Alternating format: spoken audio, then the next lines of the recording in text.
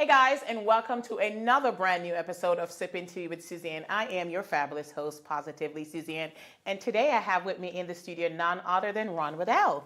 What's up, everybody? Good to see y'all.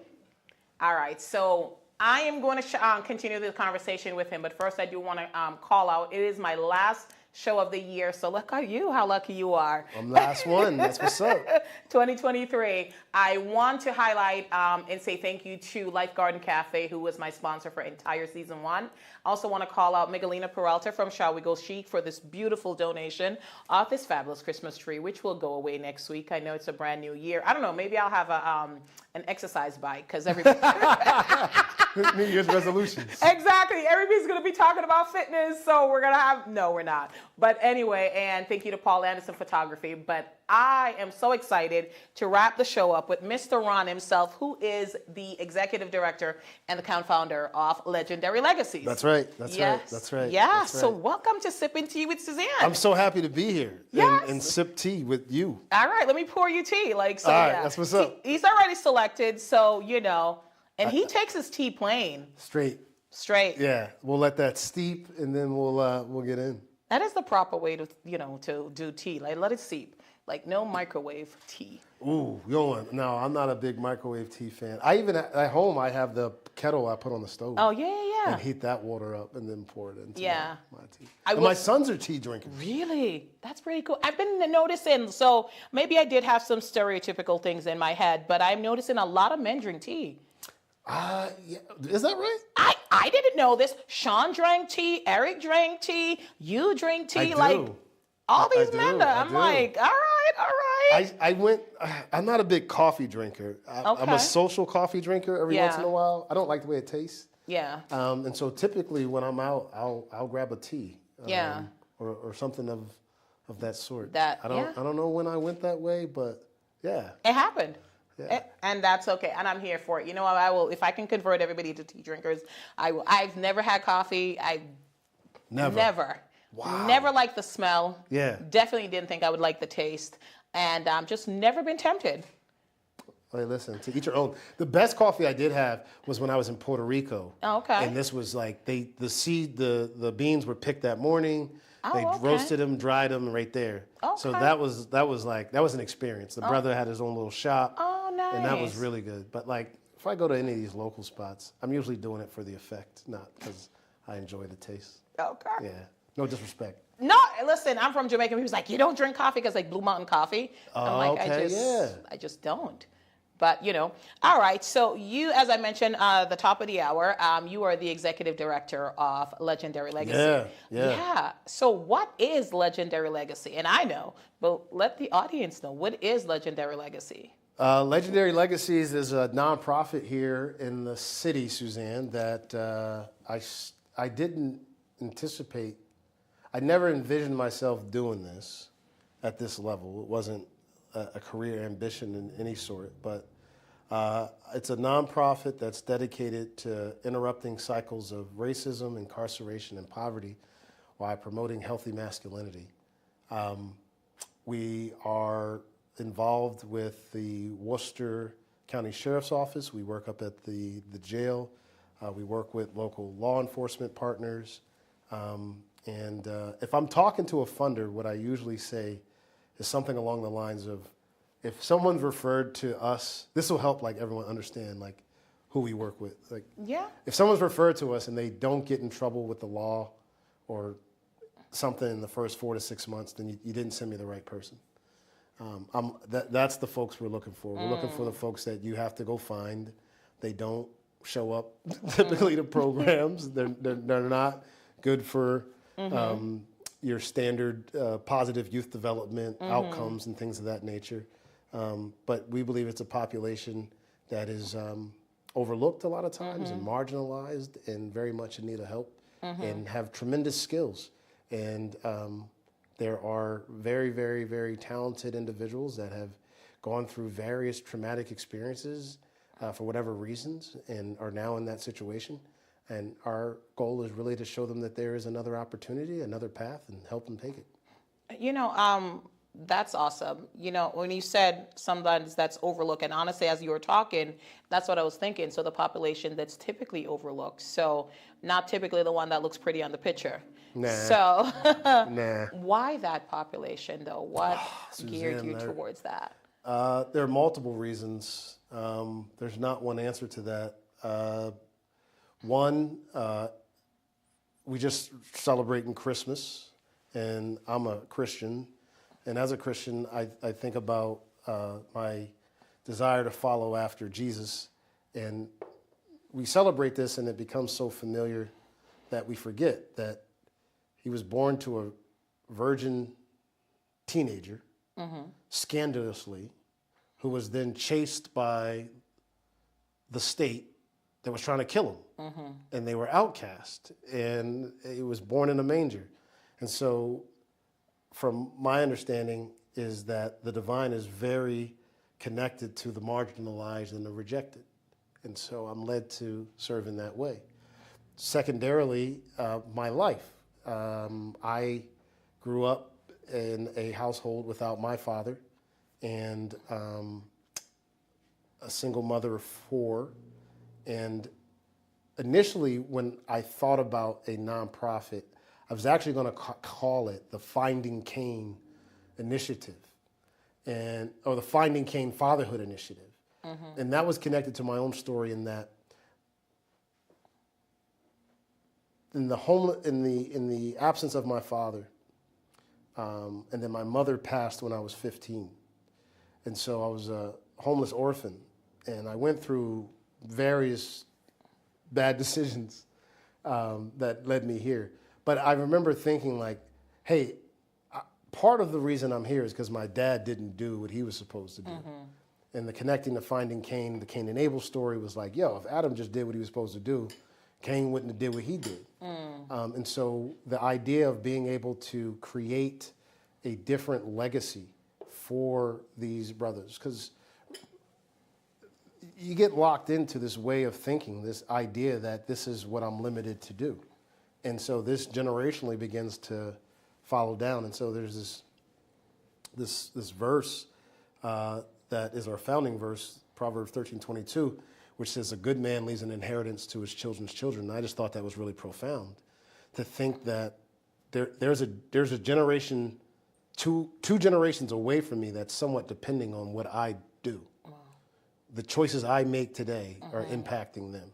And if I thought like that and I operated like that, how would that change the way that I engage the world? And so that's the work that we also get into with our guys is what is the vision that you have for yourself? Because we're going to pull you through some transformation.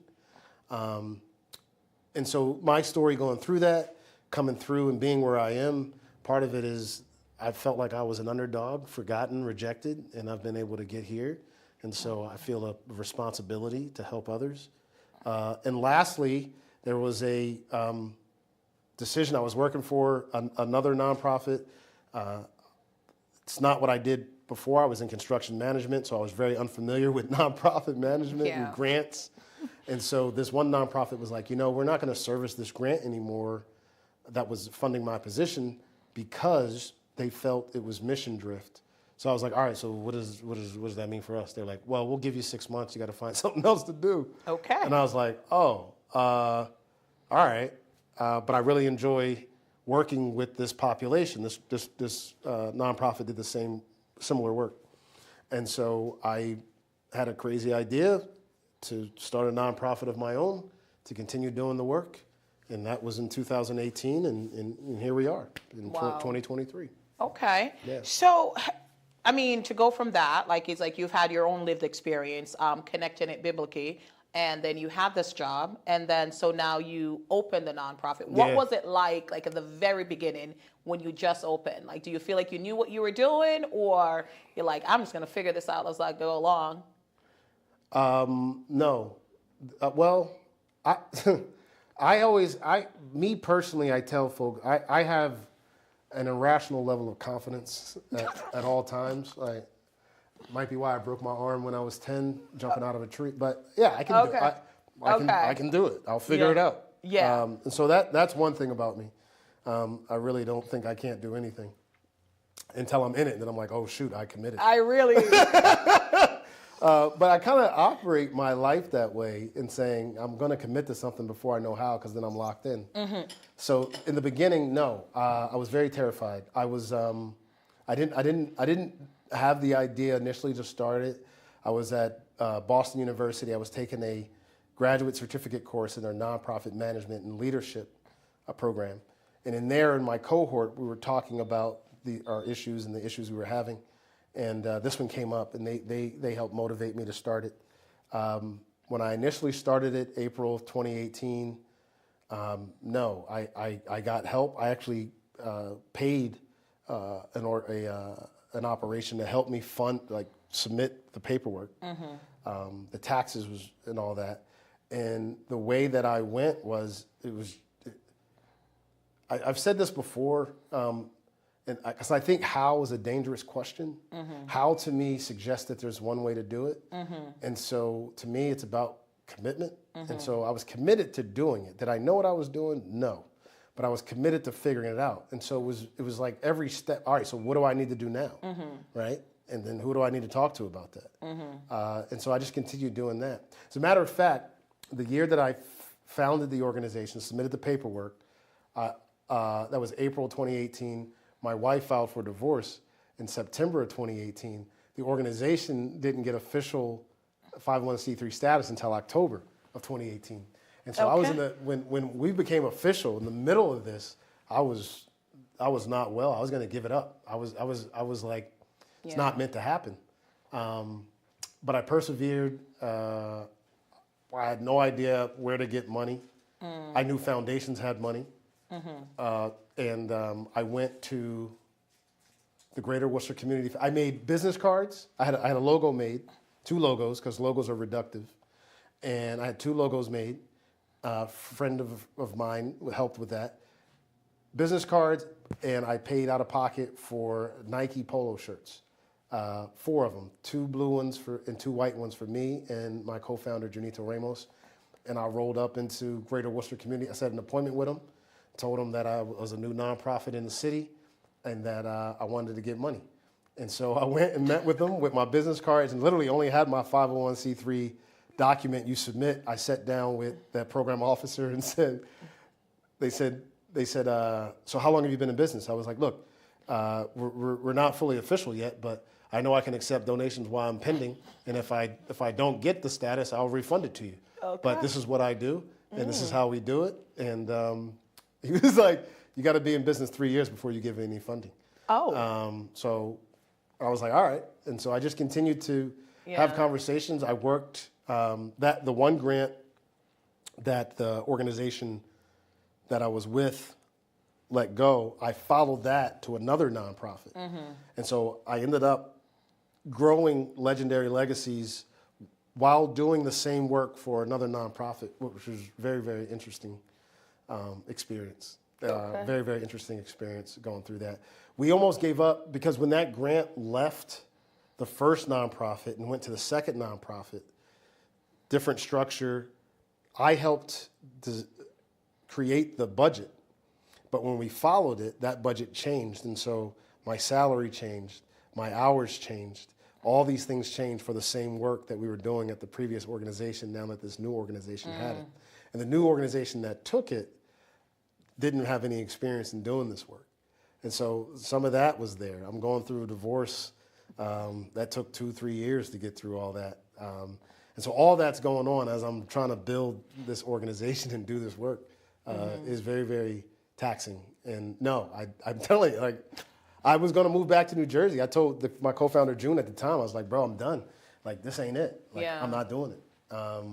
So absolutely not. I had no idea what I was doing. Okay. See? All right. So I want to ask, because I know there's a lot of nonprofits in Worcester. Yeah. And there's a lot more forming. There's a lot of people that, I chatted with that, they're in the process. They want to open a nonprofit. And believe me, several people have said, you should, because it's like if you like something. But I think for me, a nonprofit fills a need, but you also have to have a passion for it. Yeah.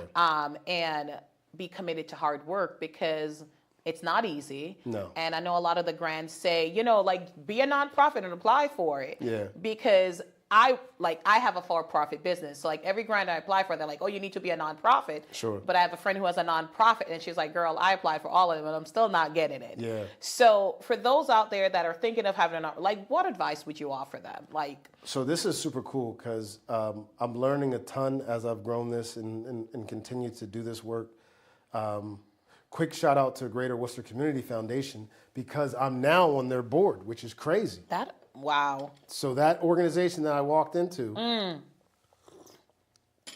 with no idea what I'm doing, I'm now on the board of this organization. Look at God. I'm trying to tell you, it's bananas. Look at God. That's what I'm saying. I take no credit. It's wild. Foundations. But one of the things I want to do as I get through this is do some consulting. And the one thing that I would say is there's so many. One is relationship building, though. Yeah. And if you're going to build relationships, you got to genuinely care about the person you're building the relationship with. So, like most folks, I won't say most folks, I'll speak about myself. In the beginning, I thought I was trying to sell something. And I'm trying to, this is what my organization does, you should invest in it. And when I switched my mindset to, I'm going to invest in this person. I want to understand who, because people do business with who they like.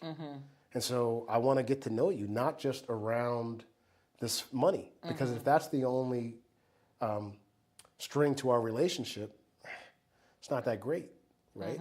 No. And so the full texture of who people are, I've come to be more comfortable with that. Part of that is my first job. I had this dude, Suzanne. This is one thing I would say that is very as a takeaway and tangible. The dude that I first had a job for, Rich Pilch, I worked at ARS Services, which was a insurance restoration specialist. Fire damage, mold, floods, all that. And so it was an insurance-based industry. And Rich had an international marketing degree before he started this company. I think it's important because it's what drove this next thing. So he would have these symposiums where he'd invite adjusters, 300 of them. I'm 22 years old, 3 years out of being homeless. Black, most of the folks there is homeowning, well-to-do white folks. And my man's like, as a manager, your job is to meet 12 people and record 10 personal and 10 professional facts that you have to email to the entire management team tomorrow by 9 a.m. What? Okay. You got to talk to them, find out who they are, what they do. And I want 10 personal facts and 10 professional facts. So coming out of that comfort zone, man, like it was mad awkward. I don't even know how to talk to these people. Bro, I don't even know if I belong in here. But that ability to have questions focused on personal, not just the business, and getting a whole texture of the individual was huge. It opened up spaces to have conversations. Like there have been grants I've applied to that, here's another one that I would tell folks. If you apply for a grant and you don't get it, two things. One, always call them before. Send them your summary of what you're thinking about doing. Get their buy-in. Now, guess what? It's just like college. You go see your professor in their office hours, whether you need to be there or not, because now they know you, right? Just go see them. Ask them questions you already know the answer to, because I'm building a relationship. Let them get to know who you are, get their feedback on your proposal. That's one. Two, if you don't get it, call them. Hey, what could I have done different on my proposal? They'll tell you. Most people will tell you. The thing, most people don't call. They don't. Most people, they didn't give it to me because I was black. They didn't give it to me because it was my first time. They didn't give it to me because of this. You don't know that answer unless you call. And so that's something that I've always done, is if we didn't get it, like, cool. What would have strengthened my proposal? So those are three things. Get to know the people, genuinely care about them, who you're doing business with, or want to do business with. Two, proactively reach out, especially if you're new. And lastly, if you don't get a grant, call, find out. But that's after you started. If you're going to start, you're 100% right. Like, it's just like starting a business, though. And that's the thing I think people need to understand. A nonprofit is a business with a different tax code. It is. That's all it is. And so that same entrepreneurial spirit that you need to come with when you start a business is the same thing. And so you got to have a tenacity and an irrational confidence in yourself to be able to do it, because you're going to meet a lot of closed doors and a lot of things, right? And so if you're not bought in, if you don't, then it's not for you.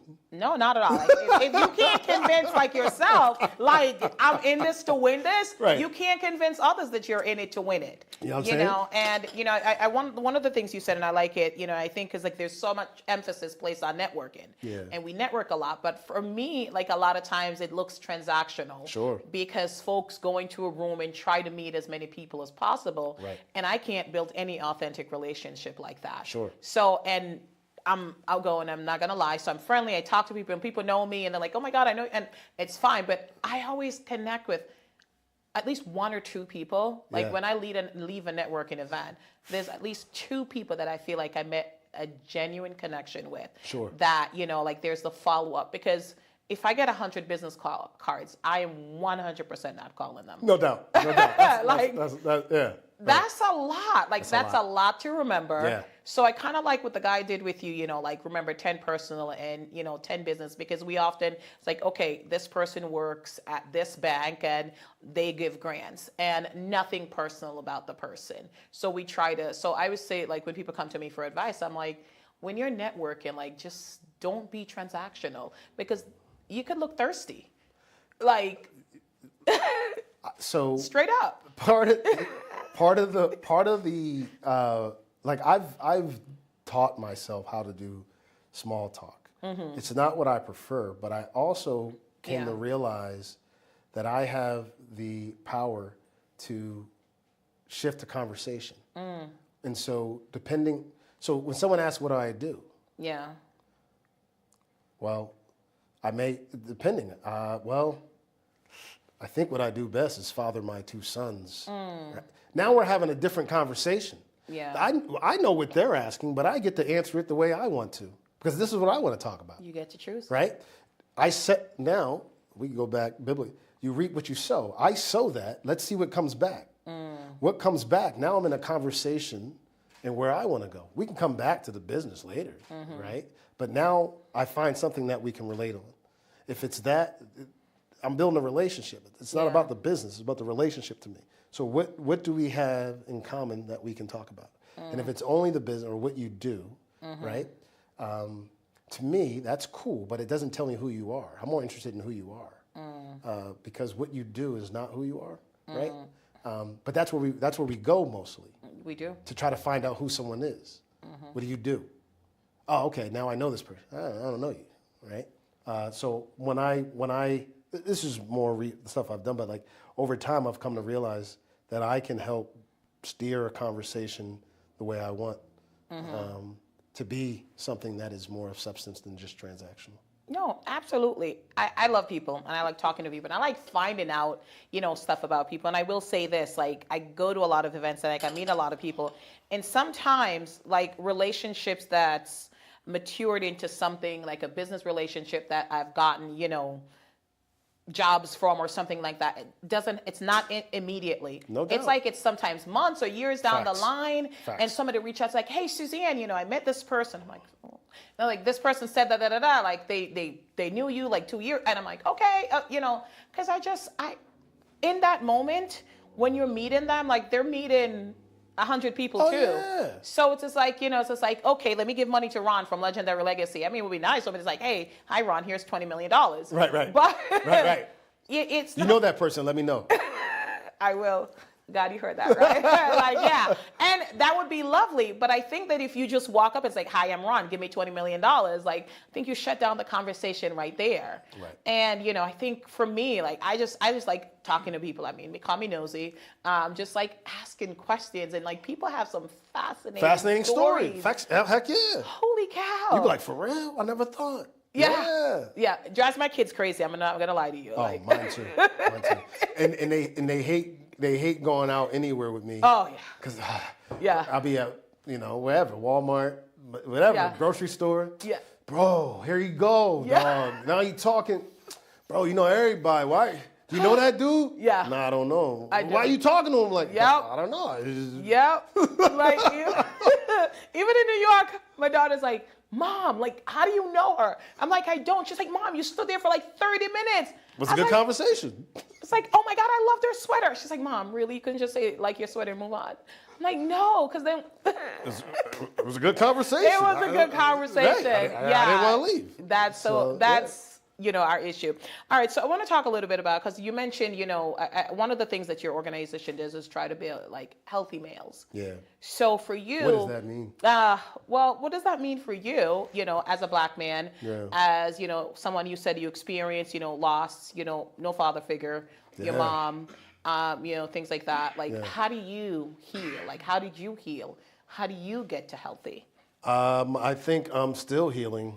There's a ton of healing that continues to go on for me. I think the first thing as a black man is recognizing that I have these wounds. That's one thing the divorce did for me. I didn't, I wouldn't have believed any of it. But that was such a dark night for me that I was so unstable that I had to seek medical help. I was in emergency mental health at least 3 or 4 times, and eventually enrolled in therapy. What I had used to help cope through my adolescent years was alcohol, drugs, and all that. And so at this point, like that wasn't it. And so, I tried it. That's not it. I tried dating, like, bro, what are you doing? Right? Like it, and so I acquiesced and gave in and was like, all right, bet, I'm gonna go jump into this. And as I got into it and worked with my therapist, she was amazing. EMDR, she took me through EI, desensitization, movement reprocessing, what helps you like reprocess the way that you have recounted memories. And so going through that with her, and just like therapists do, we started on divorce, and then we ended up talking about my childhood and all this kind of stuff. And there was just so many things in there that I was unaware of that were driving my decisions and driving the way that I showed up. I was very, very, and still sometimes, that abandonment and rejection, it can try to show up and some of my decisions and ways that I think about engaging the world. And so when I talk about healthy male, I think is being aware of those things. And what happens to us does not define us, but it does have an impact on us. And so from age 1 to 7, really what's going on, some research will say that you're being there's a program happening subconsciously. You're picking up the way that you operate in this world from what's going on around you. And so if you've grown up in a environment where there's traumatic stress, continuously toxic stress, complex, all that stuff going on, it begins to shape your parasympathetic nervous system, your subconscious. And so really it's about returning to yourself. You create a person that'll let you survive through these things. And so it's helping people return to themselves. And so what does it look like for me to return to myself and be genuine to my nature of caring, being the best version of myself? I'll get all the way into like, I question, like, why do you wear what you wear? Who told you that Jordans were cool? Is it because you really think so, or is it a status symbol? And I'm not, no bad, do you? Yeah. But like, understand why you choose to do that. What are driving some of the decisions you make? And if you're unaware of those, then you're a puppet, and you really don't have the agency you think you have. And so engaging in those very, very challenging conversations, for me, it's a matter of narrative therapy. I do a lot of introspection and then writing on that introspection. I exercise, and my faith is huge in all of this.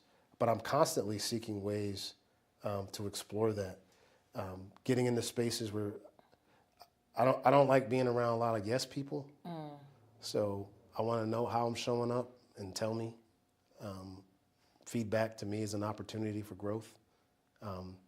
And I also realize within myself, if I'm getting defensive about something, then what am I trying to protect? Like what's underneath that?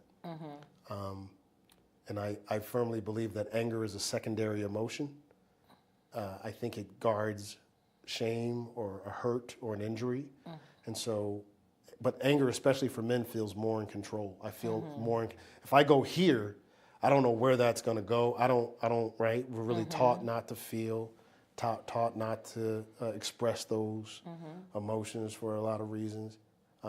Growing up for me, part of it, man, like it was crazy. I wouldn't even have thought this when I was younger, but a lot of it was like, yo, you just pray about it. Cool, I can pray, but I'm still dealing with this. Like, what do I do with this shame? Like, what do I do with this? Yeah. Right? And so the ability to go talk with someone to help get my thoughts outside myself, and that's what we really try to do. We provide a community of brothers and a community of brothers and sisters who are really endeavoring to be the best version of themselves, explore that, live by a certain set of values. If I'm being frank, like I've told folks that participants, I'm like, yo, we try and be a pro-social gang is what we trying to do. Okay. Like we coming out here and there's a different way to do this, you know? Because a lot of the experiences that I've seen is a maladaptive form of love. I remember one brother saying something like, I'd rather have the wrong love than no love. You know? And there is a certain love that comes from someone holding you down, making sure whatever. If they give you a pack and you sell it, there's something going on there. There's a transaction going on there. But is that the authentic caring and love? And so, what does that really look like? And if you can expose people to that, I believe that they will choose the latter. Yeah. No. So much in that. You know, I was thinking about like, yeah, no. You know, that is so sad though, I think, but you know, it's like bad love is better than no love, right? Yeah. And honestly, it's just like self-love. If you have self-love, you won't even accept bad love. But, you know, I think we as men, as women, sometimes as black men and black women, we are trained to accept like the worst of things. Sure. I had one female say to me, you know, from the island, said like, if her man doesn't hit her, he doesn't love her. Right. And, you know, that was a conversation, but that is something that they truly believe. And, you know, similar to what that brother said, something they believe. So your organization is trying to kind of smash those preset conditions that they kind of come with to say, no, like you are worthy of love, you are deserving of love, and it's okay to be in a space where we talk openly about love. Because again, as black men, it's not something that you're trained to do, like talk openly about love and mental health and acceptance and faith and therapy and all of that. So you're doing that in your field. Did you find that it shifted any of the relationships in your life that's not connected to your, you know, your job? Like the friends that you have, are you able to be as open with them or? Well, my friends have changed over time. Early on, I mean, I would say this. The friends that I had at one point in my early 20s, I had to ask myself, why were they what made them my friends? Yeah. And these are some of the conversations we even have with our participants. Like, what made them? And then I remember one night I was chilling, and we was all supposed to hang out, and they were like, all right, bro, you got the weed? And I was like, nah, I couldn't get it, or whatever. And then dudes was like, oh, we're not gonna be able to come through because something came up. I'm like, yo, this weird, dog. And so I made it up in my head that the connection we had was really around this, like, bro, if I had it, they would have been here. So was I really your man's, or was I your man's because of this? That was the first crack in like, all right, bet. What am I doing? Why am I related to why are these my friends? When I begin to make that shift to come toward this, and this is like, we're talking a long time ago. This is before I was even married the first time.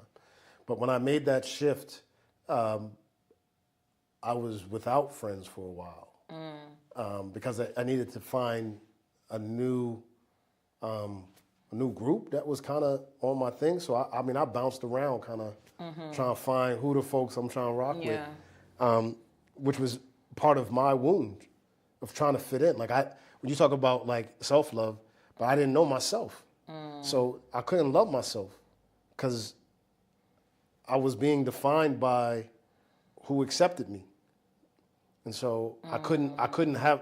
I only loved myself if other people were accepting me, so I didn't know who I was. Right?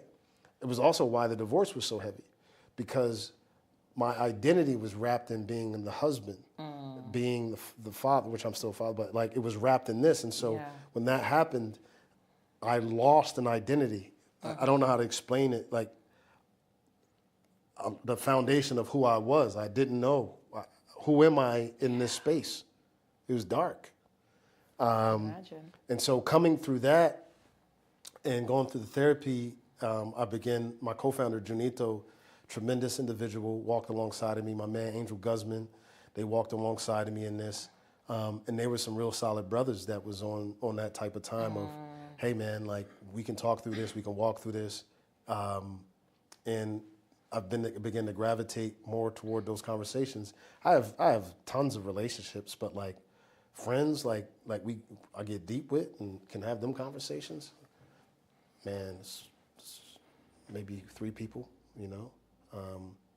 And then I remember some research by this brother, Richard Rohr. He's a Jesuit priest, and he does a whole bunch of stuff around masculinity and healthy. But one of the things he talked about is like, you should have in your life for a healthy male, you should have someone who's ahead of you in life. You should have someone who's alongside of you, and you should have someone that you are mentoring or leading. If you've got that, then that leads to a healthy level of masculinity, because you've got that wisdom and experience ahead of you. You're walking along with someone as you go through this journey, and then there's this, for me at least, there's an accountability and a raising of what it means to be, what I'm learning and what I'm gaining, to be able to pass it on, and that to me still plays into the legacy. Like what are we trying to leave behind? No, absolutely. And I think that's for everyone. I've heard it similar in a different phrasing, but you're right. You should be looking ahead, walking with someone and teaching, as Maya Angelou says, as you learn, teach. So I think that it would apply to anyone. But I like what you said, though, in terms of like your friendship shifts and as you shift, because I think as you're coming into yourself and as you're learning who you are, you're learning your boundaries, you're learning what you were able to accept. You weren't learning what true love and acceptance is, and, recognizing like, dude would come through if I had the weed, but I don't have the weed. Like, that's not my friend. But again, learning, having that sense of who you are, like until you learn those things, you're still gonna like not realize that folks are cling on to you or connect to you because of what you can do for them. And once you take that away, they're no longer there. Look, that was heavy. I mean, that's hard. Part of that, especially for me, when rejection and abandonment and shame are some of the wounds that I carry, because I would make up in my head, like, all right, if I'd say no to this, that's a form of rejection. And so one of it, I don't want them to feel what I'm making up, right? Like, because I feel if I've been rejected, this is what comes up for me. So I'm playing into their head, right? Wow. And I'm more concerned about what's going on there, again, than my own self. And it was very, very difficult to walk through that, but be committed to who you want to be and where you want to go. To me, it's important. It's something that I've had to grow into. And one of the most difficult conversations that I've had to have are with those folks that are like, hey, listen, it's no bad. This just isn't it. No bad, right? I love you, respect you. This is where you're going. This is where I'm going. Like, I see you when I see you. Exactly. There's no malice. No, you can't. You can't. Just gotta let go. But sometimes, though, I think that as humans, sometimes like we feel like especially in our community, I think sometimes like you get rich and switch. yeah, you're going acting like you're better than others or things like that. But like, in order to survive, you have to cut some people off. And this is what I've come to learn, just like with me. If that happens, that's their stuff. Yeah. It's not mine. Yeah. Right? So my inability or my thoughts that if someone said, Ron, this isn't going to work, what I choose to do with that is within my power. I one of the coaching programs that I went through really shifted my mindset on this. And they had us do this exercise where you told, I don't recommend anyone just do this outside the content, but they told you to tell, they set us in a circle, concentric circles, folks facing out and then you facing in. And the folks on the outside would move around seat to a seat. And you had to sit in front of the person, knee to knee, eye to eye. And what you had to do was tell your most traumatic story, right? You get 2 minutes to tell it.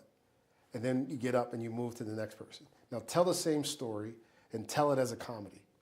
Get up, go to the next one. Now tell this story as this genre. And so what the exercise really was getting at is that you have the mental capability to choose how you interpret an event.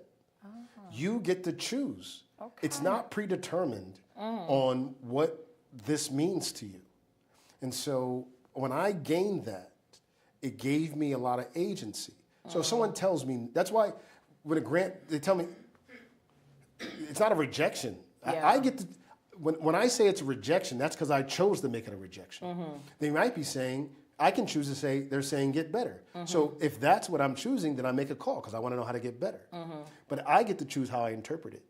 And so part of that in being able to say that for other folks, right, as I've gained this growth and this healing, that if you're caught in that bitterness or if you're caught in that feeling, that's your own stuff. That's some things that you need to work on. Again, if you're getting defensive about it, what are you guarding? There's something underneath it that you need to look at, and some of that is historic, some of that's structural, some of that's racism. There could be all those things in there, but you've got to do that work for yourself. If I just take that initial emotion and run with it and don't explore what's underneath it, then we run into a lot of trouble. And that's the work. This is the cool thing about the work that I know we do, is that it's applicable. And I tell my guys, this is a human condition thing, okay? This is not you who've been incarcerated. If you can get this, this is a game changer for how you engage the world. Absolutely. This is the human condition. Our brains are designed to they fill in gaps. They're called heuristics, right? These are thinking fallacies that allow us to operate in the world because there's so much information that we're taking in. There's something like 4 million bits of information that are right, and you can only process so much, right? And so your brain makes shortcuts. This is where biases. That's why when folks are like, "No, I don't understand," but it's mind-boggling to me because you couldn't exist without them, right? Nope. Like it is what it is. It is what it is. I have them. You have them. We all do. They're there. Right? Yeah. It's part of how you would survive. You can't sit here and think about your breathing, your heart rate, the color, the temperature. You can't do it. And so when telling our guys, like, dude, this skill of developing this ability, which is really rooted in cognitive behavioral theory and therapy, that connecting these things and being able to interrupt these thought fallacies it's a game changer. And we do it within our organization, our values. We were just going over that now because we're at a point where we're now adding structure to the organization. Yep, so we're still figuring that out. But now we've got to go to systems because where we are. And so what is if we're going to do a personal development review, evaluation, performance evaluation, I don't like that term, sounds negative to me. So it's a personal development review that we're putting together. We put them around our values, and one of our values is keeping it 100. Because the bitterness cycle, I wish I had whiteboard, I would show you, but the bitterness cycle is available to everyone. And the bitterness cycle is essentially, there's multiple things, you can find this anywhere, but we teach it and we really try to operate by it because within our work, our word and our integrity is huge. And so the bitterness cycle, there's an offense or perceived offense.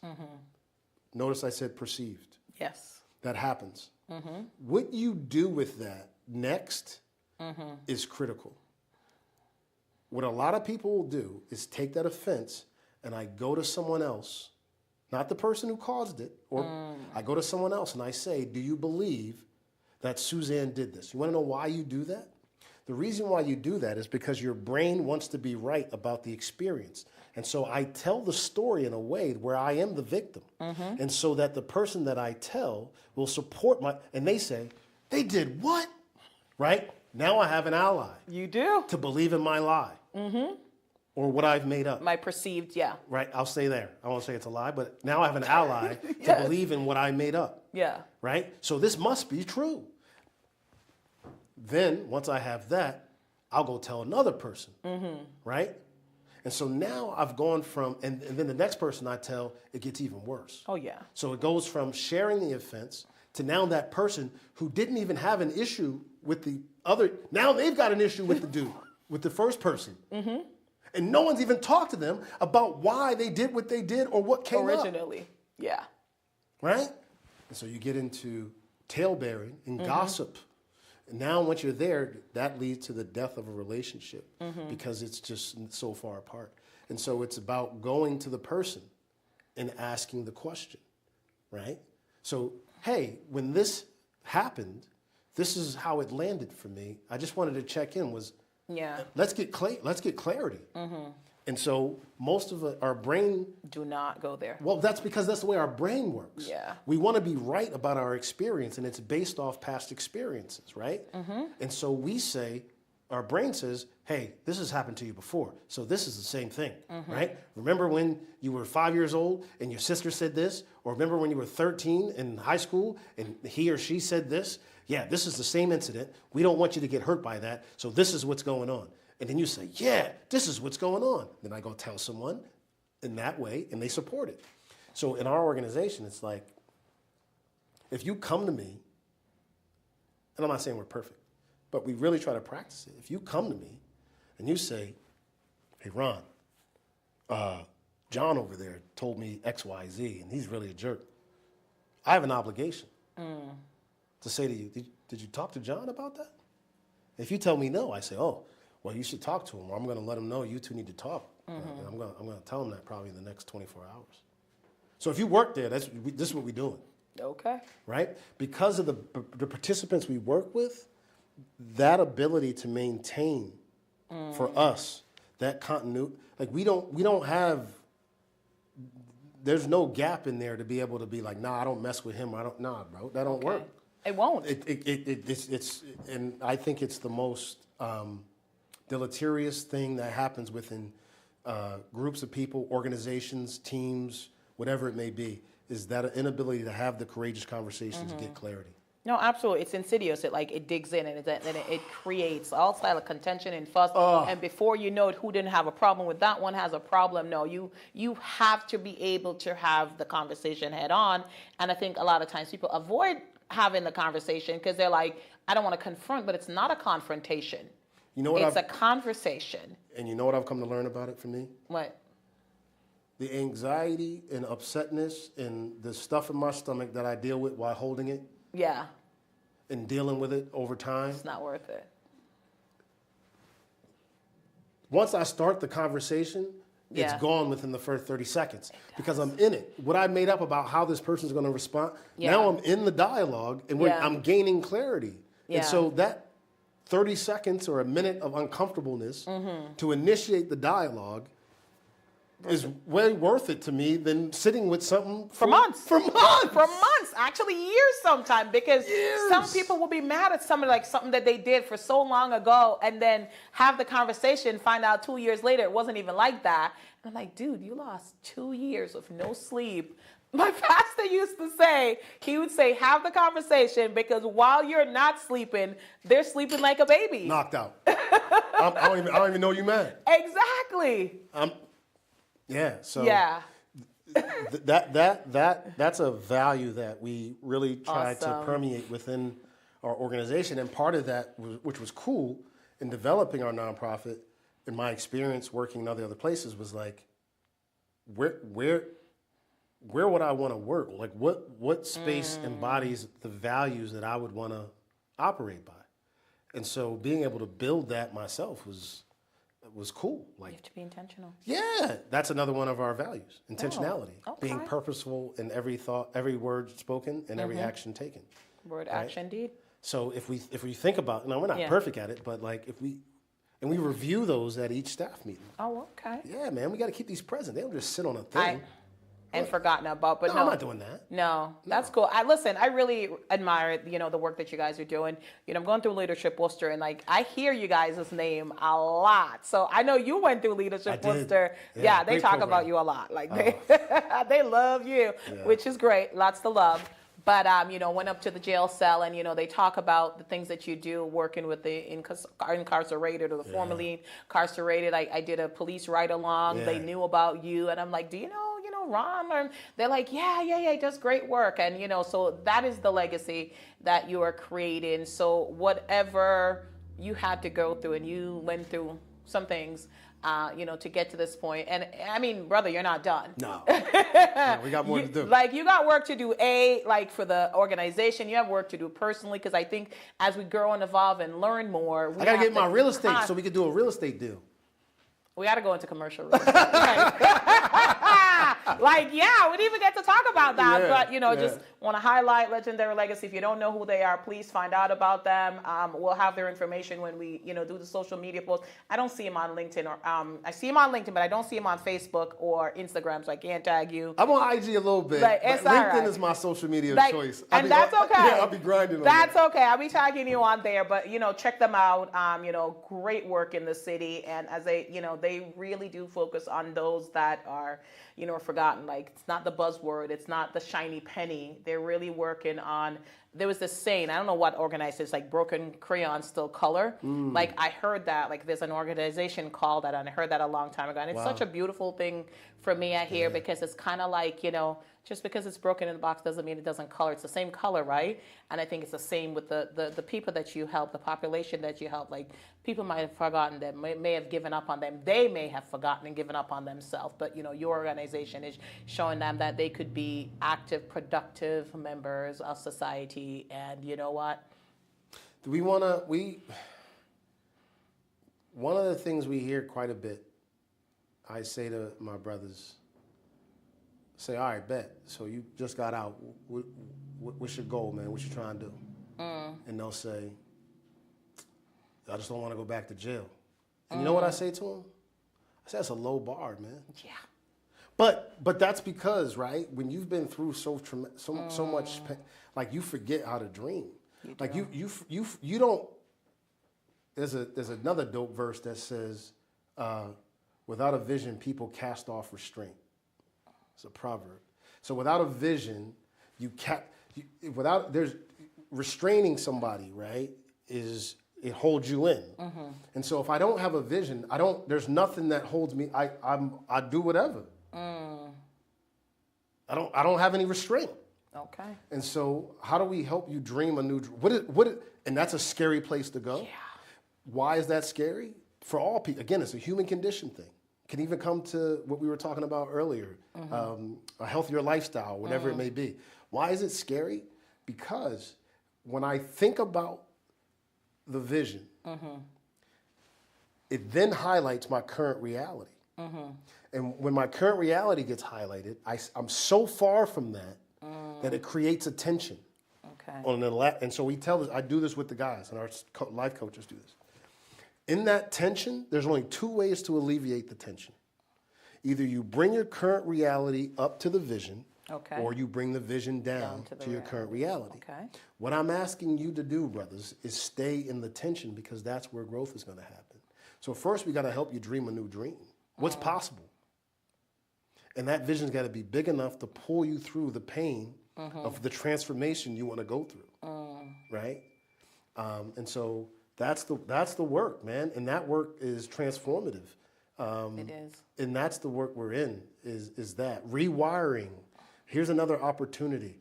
Here's a different door that you can go down, and helping you rewire the way you relate to Wow. Your life, even your pain. My story is why I'm here. Do I let it make me better or make me bitter? Right? There's sweetness in it. I get to choose. You do? I hear wild stories. I'm sure you do. Wild stories. I'm sure you do. And even in that, all I can see when I'm talking to them is what's possible. Because you are going to, and the brothers they're going to be way more impactful than anything I ever do. When they make the transformation, and the brothers that are making the transformation, them the dudes that's going back. Listen, man, that's what we really, we're building a community, man. Yeah. Like, y'all the ones that's going to go do the work. Yeah. I just stay back here. I hope do Yeah. something, but I want to empower y'all. They do the work. Yeah, man. Y'all tell a story, man. Yeah. They gonna listen to y'all more than me. Absolutely. Y'all- No, that's deep. That's pretty cool. I know, and I didn't mean to turn this in. That's why my show's unscripted, because you Yeah. never know where it's gonna go. But Yeah, like, me either. I never know what I'm gonna say. I know, right? Yeah. So we got a little deep today, but that's all right. You're gonna have to come back on the show, and we'll talk other stuff. But I just thought it was so important to get out and wherever the conversation leads. So I made the show too heavy. My yeah, fault. no, not at all. It was beautiful. I'm turning into Oprah over here. Like Jesus, cue the tears. Don't no, make me cry. No, that's really good, and just really proud of the work that you're doing out there. Thank and you. and especially I genuinely like seeing going to spaces and hearing your name called in these spaces. That's and they're cool. talking about the work that you're doing. And That's I go into a cool. lot of places lately based on Leadership Worcester, where, they mention, the work that you're doing and the impact that you're having, and, not calling it in a name where oh, he's a nice guy, but the work that he's doing is impactful. Wow. So it really is about the community that you're impacting. So Well, thank you for that. That's really cool. We have a committed group of people. Everyone on the team Yes. is really committed to this and committed to the participants that they serve. I'm really blessed to be with that group of people. That's wonderful. And it's healing for me to be there. Yeah. Again, part of my trauma, man, the abandonment and those things, but it is Yeah. really the sweetness in it is that it helps me create a space in which people feel included, right? Because I don't want that's people to feel important. rejected. I don't want people to feel that. No. And so we're really inclusive in how we go about creating that space, and I'm really blessed that they trust me and they're willing to follow my leadership and also call me out when I have bad ideas and Keep it 100. Want to do stupid stuff. Right? Keep it 100. We still have that little Steve Urkel in us, Yeah, right? bro. It's okay. You want to do what? Nah, dude. Yeah, Calm nah, down bro. with it. We're not doing that. We're not. But good thought. Yeah. Let's table that. Yes, Circle back. It's a circle back moment. Yes. Oh my God. So I know you mentioned that you are also, I know that you're a realtor and I'm a lender. So, we haven't worked together. When do you have time to do real estate? Listen, Talk man, to me. no, I haven't, and that's Exactly. the thing. And so I was just on a call today with a brother and talking about how I can do more of that in a way that is conducive to my schedule. I'm cheap. When I got my real estate license, the original reason I got it was because I didn't want to pay an agent their fee. And I was like, when I buy a house, I'll have my own. And it's $300 for the class, $50 for the test. I win. Get your commission. Yeah. I'll represent myself. Yes. And then when I got in it, I saw a lot of opportunities. There is. Not just for me personally, but also for the organization. A number of our participants and those who are coming from incarceration deal with housing as a big challenge. Yeah. And our ability to help them be their best version of themselves is something that we're starting to think about and look at. And so there are multiple reasons why I got into this. But I have signed up with a coach.